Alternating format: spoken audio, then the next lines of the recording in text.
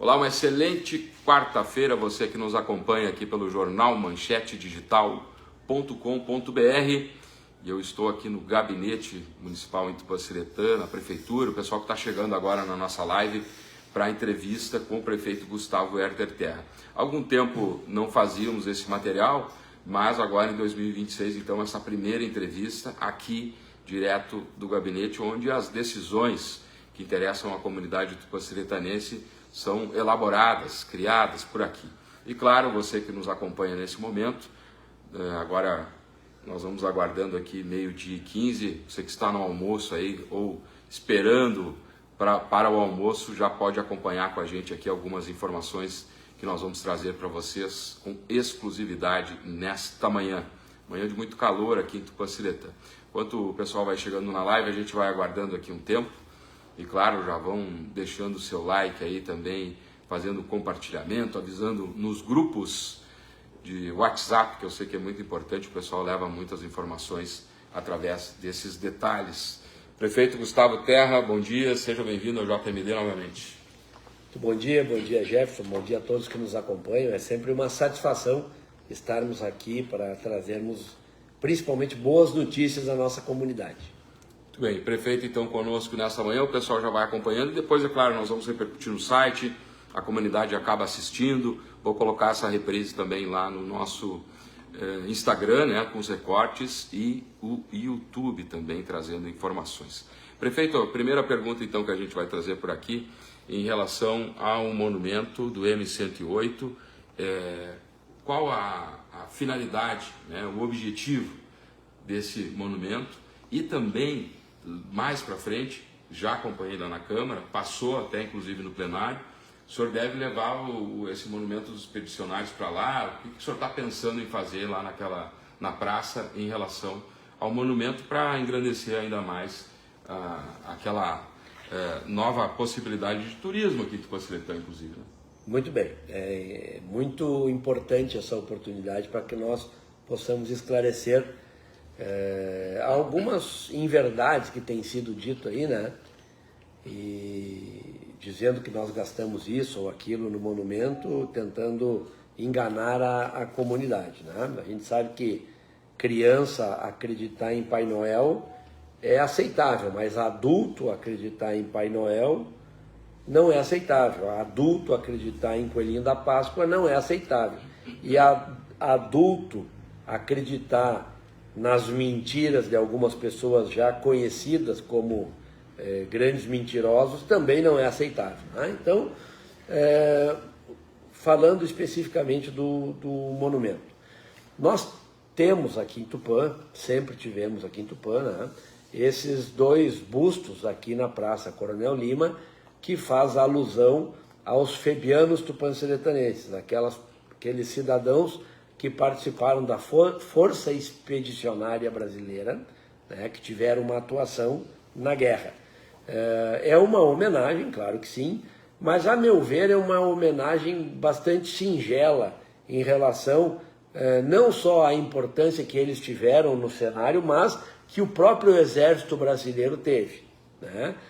Falando em Exército Brasileiro, os cidadãos tupanciretanenses, hoje, em torno de 54, 60 tupanciretanenses anualmente servem ao Exército Brasileiro no alistamento anual, mas a gente sabe que antigamente o número era muito maior que esse, porque o efetivo do Exército Brasileiro era muito maior que esse. Então, nós temos na memória de muitos tupanciretanenses e na história de muitos tupanciretanenses uma excelente lembrança pela atuação no Exército Brasileiro.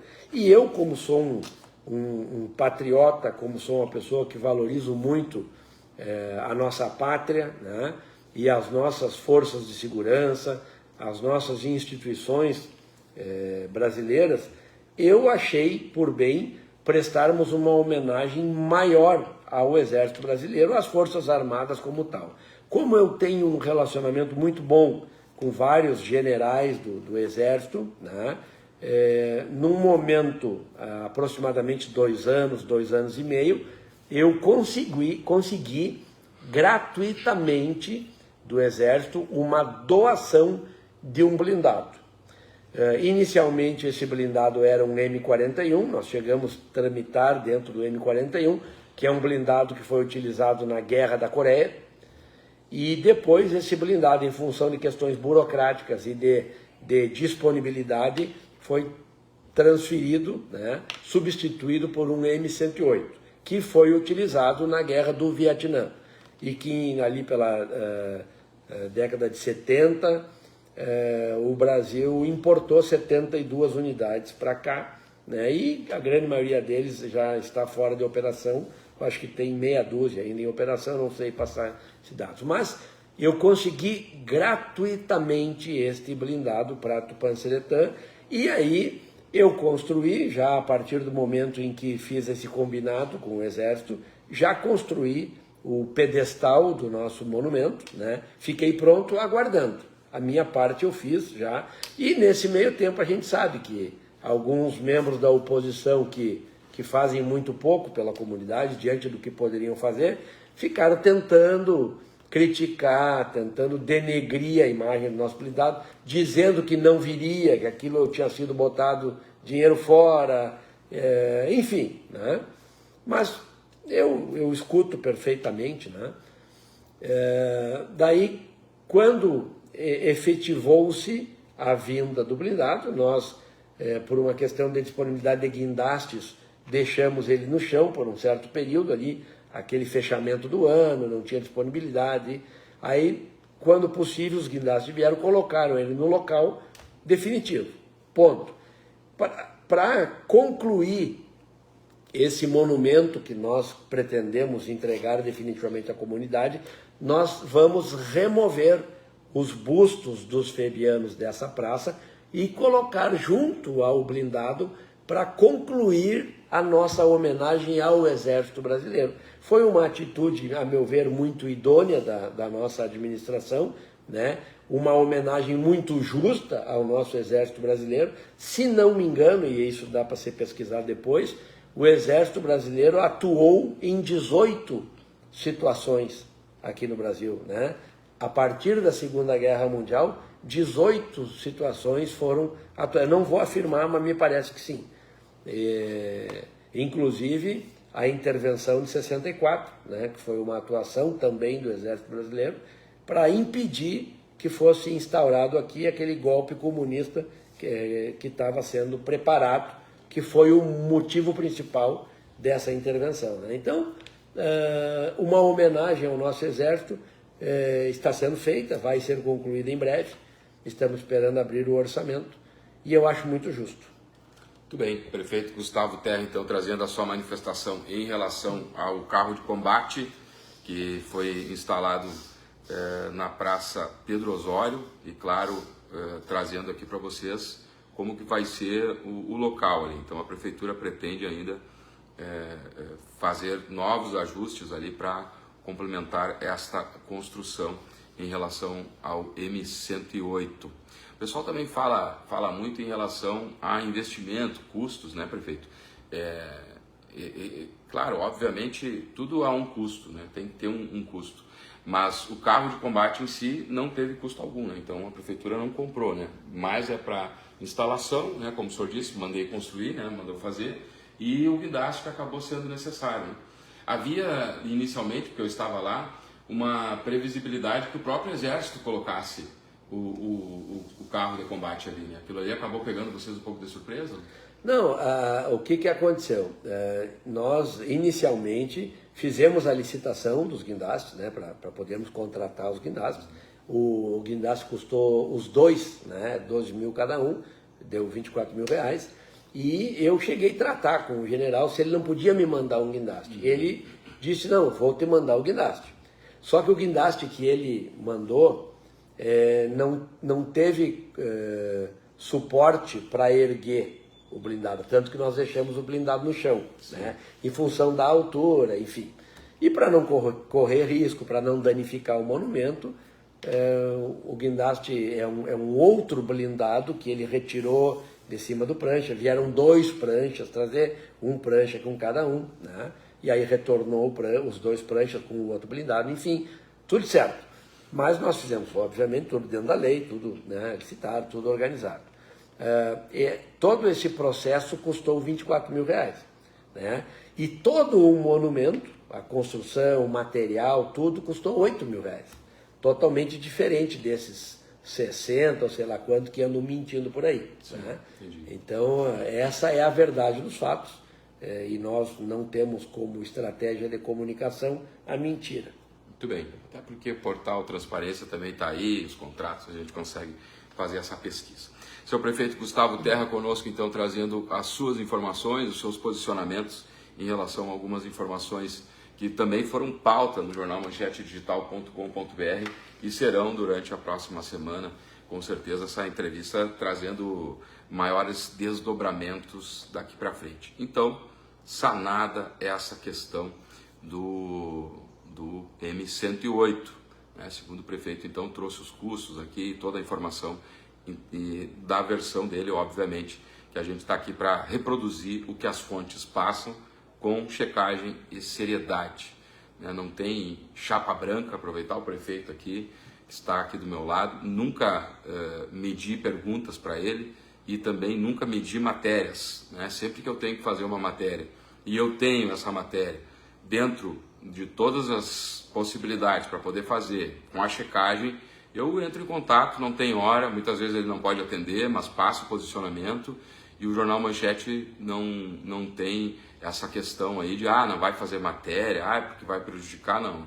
E ele sabe, entende o nosso jornalismo e o jornalismo feito com respeito, com seriedade, a gente consegue levar a informação para as pessoas. Então está aqui fazendo as perguntas importantes aqui que a comunidade precisa saber. E já na presença do prefeito também trazer para a população que nunca fez nota, nunca fez nota ou me ligou para mudar tal matéria ou usou o expediente da prefeitura para poder manipular a informação ou ofícios para superiores. Não, já saiu matérias aqui que com certeza a administração deve ter analisado de outra forma, mas a liberdade de expressão sempre prevaleceu. Prefeito, saúde, prefeito. Obstetrícia. Vamos falar sobre esse tema? Tudo bem. Por gentileza. Né? A gente também teve essa situação agora durante essa semana. Como que a administração vê e se posiciona em relação a isso? Esse é um outro ponto que tem sido polemizado, como eu falei, pelo outro lado, né? Mas é importante que a verdade sempre venha à tona, que a verdade seja esclarecida para acabar com esse mimimi, né? Que eventualmente possa se criar por aí. A questão da obstetrícia, assim como outras especialidades, né? Ela a média e alta complexidade, ela é responsabilidade das instâncias superiores, é responsabilidade do Estado e da União, né? E existe regramento para que que o Estado e a União repasse recursos para subsidiar essa especialidade num determinado local. No caso da obstetrícia, é preciso um município ter 360 partos ano para que possa ser considerado como local de referência dessa especialidade, né? E que possa atender essa demanda. Para isso vem um repasse. Além de vir o repasse, esse repasse ele é tabela SUS, ele é muito pequeno e existe uma dificuldade de profissionais se atraírem, né, por um determinado local em função do volume. O médico também precisa ganhar dinheiro, ele estuda para isso, né? Então, nós, em alguns momentos anteriores, chegamos a ter atividade de obstetrícia em Tupã, mas o que acontece?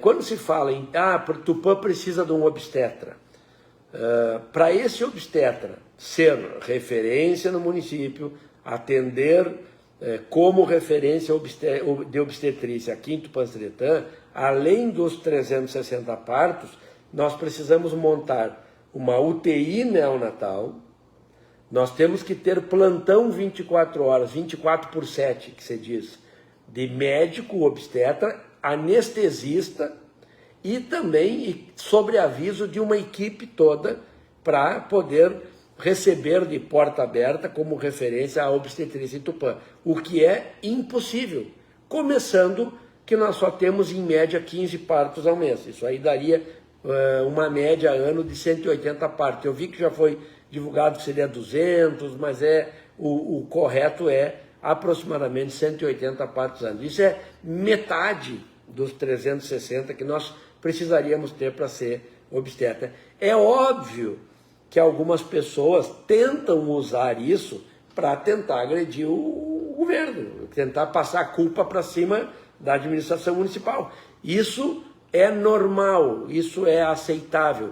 O que a gente tem pena é que algumas pessoas, por ingenuidade ou por deficiência de informação, acabam acreditando nessa politicagem aí que é feita em cima dessa pauta, né? Aproveitando saúde para esclarecer, nunca teve 2 médicos por posto de saúde, agora nós temos.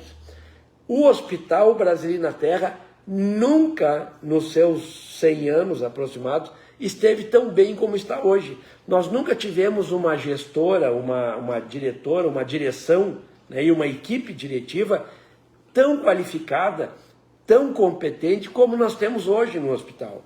Hoje o hospital tem vários leitos reformados, tem equipamento novo, aparelhagem nova, um bloco cirúrgico totalmente novo que nós conseguimos junto com a secretária Rita e o governador. O hospital está muito bem, obrigado. Nós não temos servidores no hospital apadrinhados politicamente, nós não temos incompetentes contratados por questões partidárias. O hospital ele funciona de maneira autônoma, com a intervenção do município, mas a exigência que eu tenho é meritocracia. Lá trabalham pessoas por competência, por eficiência, assim como a própria diretora, né?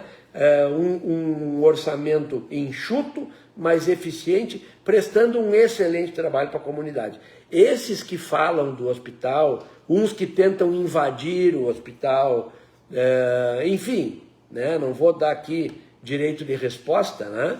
Mas essas pessoas que estão tentando criticar a saúde, que criticaram a farmácia esse tempo que não tinha medicação para entregar, que fique bem claro, quando aconteceu durante o meu governo que a farmácia não tinha fita para teste de insulina, para teste de glicose, né, para diabetes, e o paracetamol, algum outro item que não tem para entregar, não é culpa do município, porque nós fizemos a licitação, as licitações para fornecimento de medicamento e demais itens da saúde, ganham determinadas empresas que são geralmente centros de distribuição, né? São empresas distribuidoras de medicamento, e essas empresas que ganham a licitação não têm o medicamento A ou B para entregar naquele momento.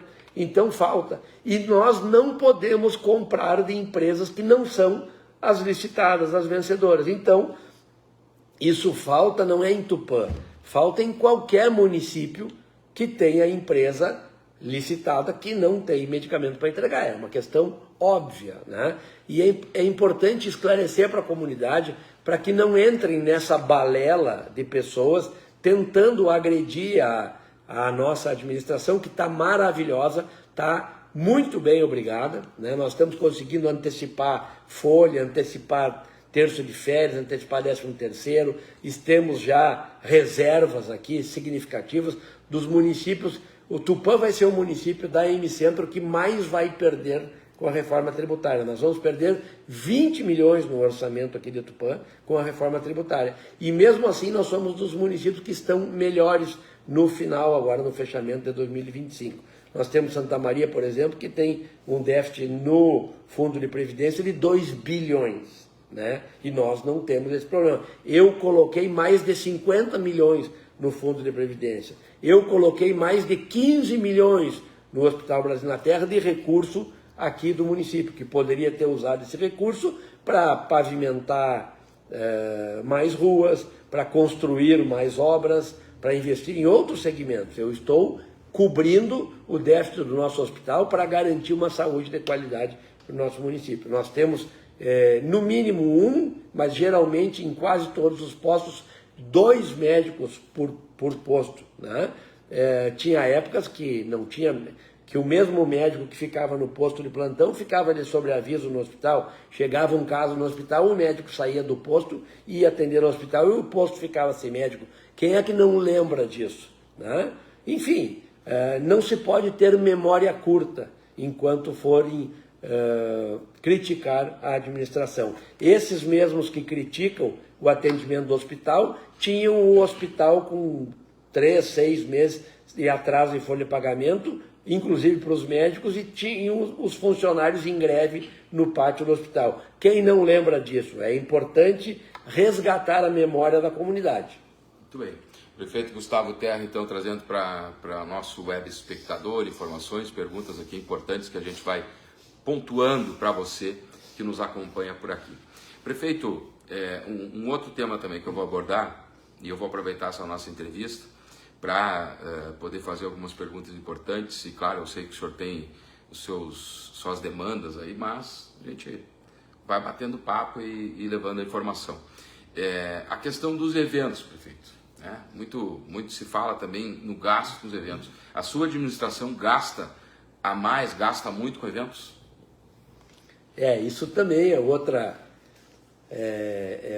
questão que capciosamente, né, alguns tentam usar contra a administração. Em primeiro lugar, os eventos turísticos nossos, praticamente todos foram custeados por patrocinadores, né? Os eventos culturais, vários deles com participação de patrocinadores.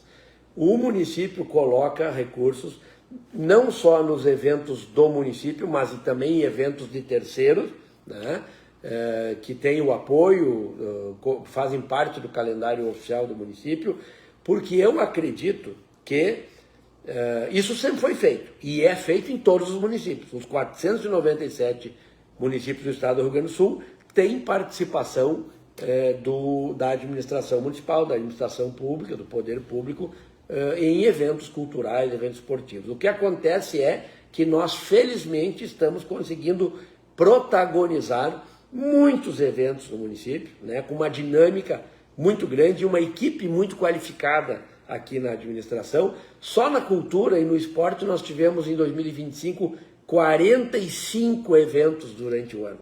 Isso é recorde histórico. Claro que isso incomoda muita gente, né?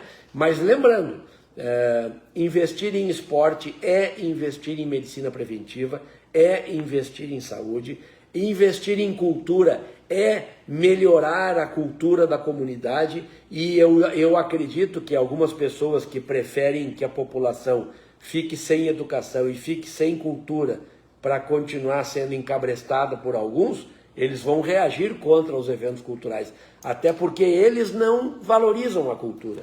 Para eles, se o povo não tiver cultura, é até melhor, né? E sem educação também, né? Vide Decálogo de Lenin. Pesquisem aí sobre Decálogo de Lenin, que vocês vão entender muitas coisas. Enquanto nós estivermos à frente da administração, que fique bem claro, nós seguiremos investindo em educação, seguiremos investindo em cultura, porque eu acredito que nós mudamos uma sociedade a partir do momento que essa sociedade seja educada, que ela seja culta. Isso tem reflexo no meio ambiente, tem reflexo no comportamento da comunidade, na geração de emprego, na geração de renda. Estamos investindo no comércio, estamos investindo na indústria de Tupã-Seretã.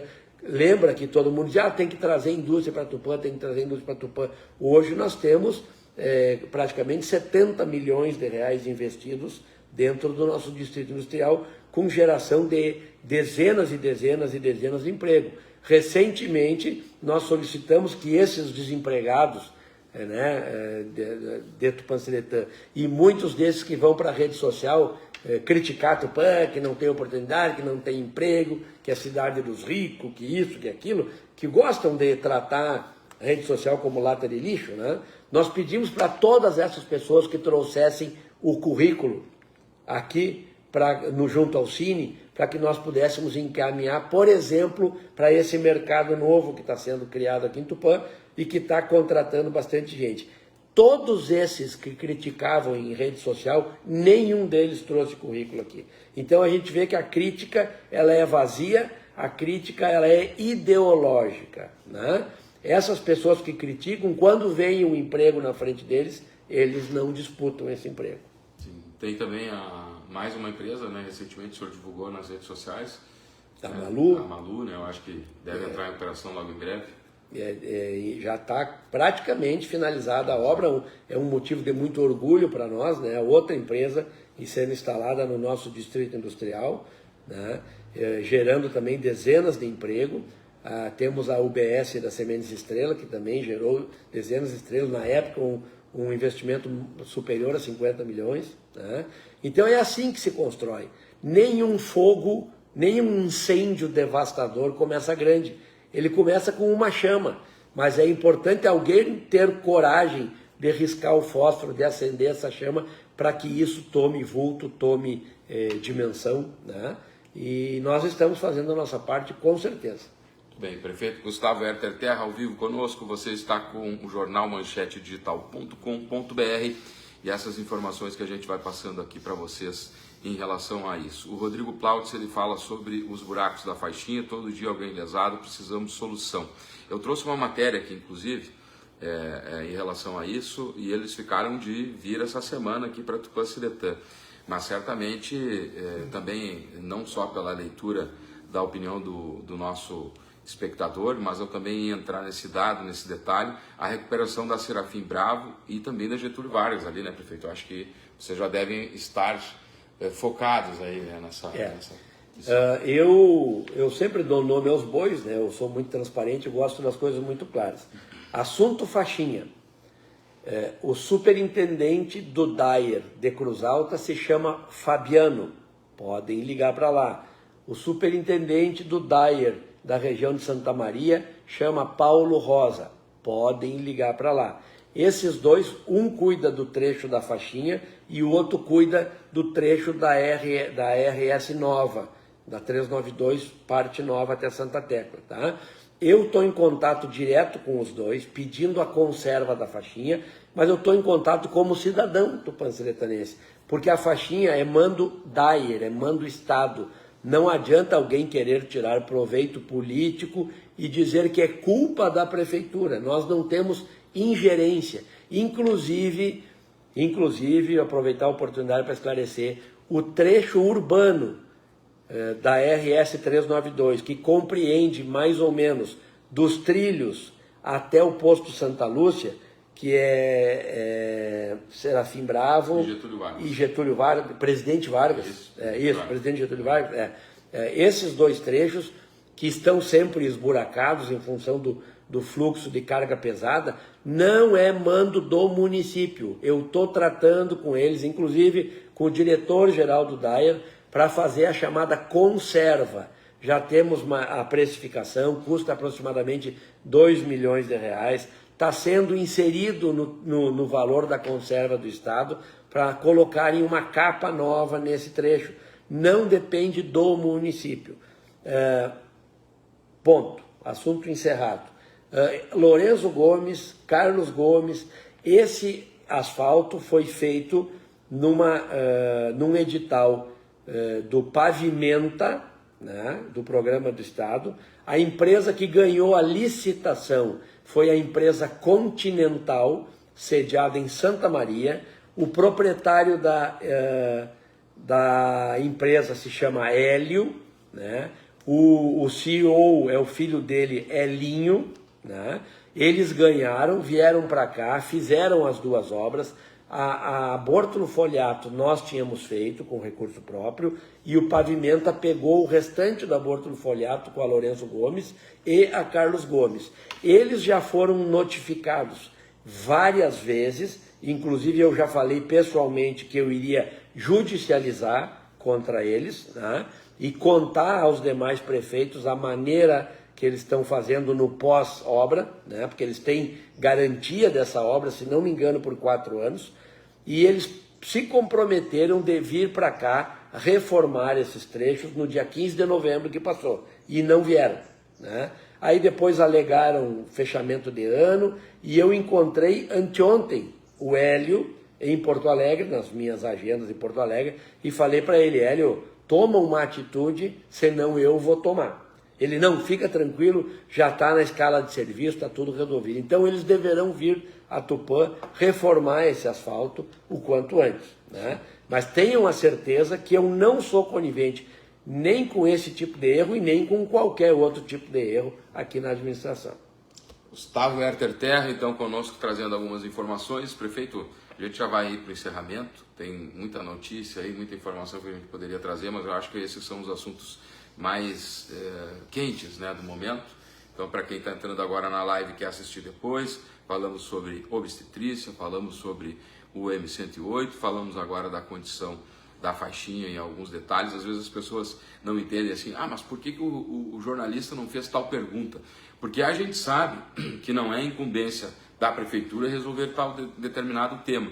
A gente precisa buscar um órgão estadual e até às vezes federal para poder levar a informação para as pessoas. E só falar por falar e sem ter uma resolução, uma fonte se manifestando não é notícia, aí é uma manifestação. E o jornalismo não trabalha com manifestação. A gente tem que trazer quem, quando, onde, como e por quê. Sem essas respostas não temos matéria, não temos notícia. É simplesmente uma manifestação. Então, para as pessoas conseguirem compreender um pouco como é que funciona. Prefeito, rapidamente, sei que a cobertura e também o trabalho da abertura oficial da colheita da soja deve estar por aí. E com certeza esse é um dos patrimônios de Tupã-Siretã, porque mantém no calendário esta ação tão importante dessa cultura que impacta tanto no PIB, não só do estado, mas do Rio Grande do Sul. O que a gente já pode adiantar para o nosso web espectador, o que vem pela frente? Bom, excelente oportunidade, né, de nós divulgarmos. Eu já essa semana estive em Porto Alegre, já levando o convite para a abertura da colheita do soja. A abertura da colheita do soja em Tupã-Siretã será no dia 20 de março, nos mesmos locais do ano passado. Tá? A lavoura será a mesma do ano passado e a solenidade será no Residencial Riles, né, na antiga Fulco, no mesmo do ano passado. Isso eu já posso adiantar para todos. Será um ano, a gente sabe que é um ano político, né? E acredito que haverá a presença de muitos pré-candidatos, né? E é um momento muito importante em que a nossa comunidade esteja unida nesse local para que nós possamos levar as nossas reivindicações. Lembrando que já no ano passado nós estávamos pleiteando nessa época, né, uma possível securitização, porque já estávamos vendo que não havia quase grão a ser colhido, e isso se concretizou. Foi uma frustração muito grande, o endividamento muito grande do setor, e passamos o ano tratando com o governo federal sobre securitização. A gente sabe qual é a ideia do governo federal sobre o agronegócio, né? Considera inclusive de fascista, né? E obviamente, como já se esperava, não saiu a securitização, né? Prorrogando essa dívida para 20, 25 anos. Não se prega o calote da dívida, mas se prega o parcelamento em condições de adimplemento dessa dívida. E isso não saiu, infelizmente. Se buscou várias alternativas, dos fundos, né? Fundo do pré-sal, vários fundos, recurso. O governo do estado injetou algum recurso no Banrisul, mas a gente sabe que pequeno, né? Pelas pernas do governo do estado, não poderia se exceder muito a isso. Enfim, os bancos, a Sicredi tentou de alguma maneira ajudar, o Banco do Brasil dentro do seu pulmão, o Banrisul dentro do seu pulmão, mas todas as medidas paliativas que foram adotadas não eram proporcionais àquilo que se buscava, né? Então, agora nós teremos, se Deus quiser, uma boa safra. Não se fala em super safra, porque isso é midiático, né? Quando se fala em super safra, é para tentar pressionar o preço do grão para que caia. E isso não pode acontecer. Então nós precisamos de um volume de grãos significativo, no mínimo igual à média do município, e precisamos também um valor do grão condizente com o custo de produção, né?